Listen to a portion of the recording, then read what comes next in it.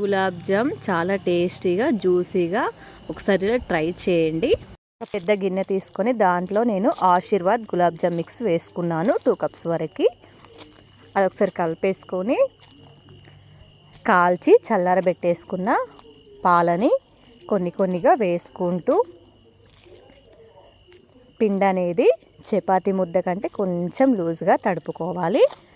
ఇలా తడిపేసుకొని లైట్గా ఆయిల్ వేసుకొని ఇలా పిండి సాఫ్ట్గా తడిపేసుకొని మూత పెట్టేసుకొని ఒక 10 మినిట్స్ అలా పక్కన పెట్టేసేయండి.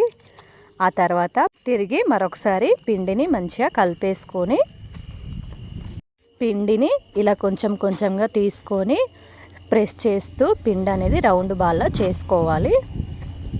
ఇక్కడ చూపిస్తున్న విధంగా ఈ సైజులో ఉంటే సరిపోతుంది. మీరు ఇంకా చిన్నగైనా చేసుకోవచ్చు.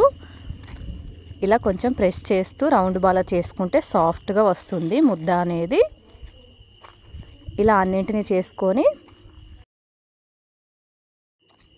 డీప్ ఫ్రైకి సరిపడా ఆయిల్ పెట్టేసుకొని ఆయిల్ హీట్ ఎక్కాక ఈ గులాబ్ జామ్ ముద్దల్ని దాంట్లో ఒక్కొక్కటిగా వేసేసుకొని స్టవ్ సిమ్లో పెట్టేసుకోవాలి. హైలో పెట్టి కాల్చకూడదు, లోపల అస్సలు ఉడకవు. స్టవ్ సిమ్లో పెట్టేసుకొని ఇలా మంచి కలర్ రానివ్వాలి. ఆ తర్వాత స్టవ్ మీద గిన్నె పెట్టేసుకొని 2 కప్స్ వరకు షుగర్ వేసుకోండి. అలానే 2 కప్స్ వరకు వాటర్ వేసుకోవాలి. మీరు షుగర్ తక్కువ తినే వాళ్ళైతే 1.5 కప్పు వేసుకుంటే సరిపోతుంది. ఇది మరీ పాకం రావాల్సిన అవసరం లేదండి. ఇలా చిక్కగా వస్తే సరిపోతుంది. ఆ తర్వాత ఒక 2 ఏలకులు వేసుకొని స్టవ్ ఆఫ్ చేసుకొని పాకాన్ని గోరువెచ్చగా ఉండనివ్వండి. ఆ తర్వాత గులాబ్ జామ్స్ దాంట్లో వేసేసుకోండి.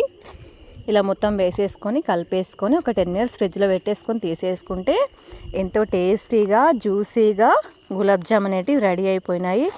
చూసారా ఎంత సాఫ్ట్గా జ్యూసీగా వచ్చాయో. మీరు కూడా ట్రై చేయండి. Thank you for watching. Take care.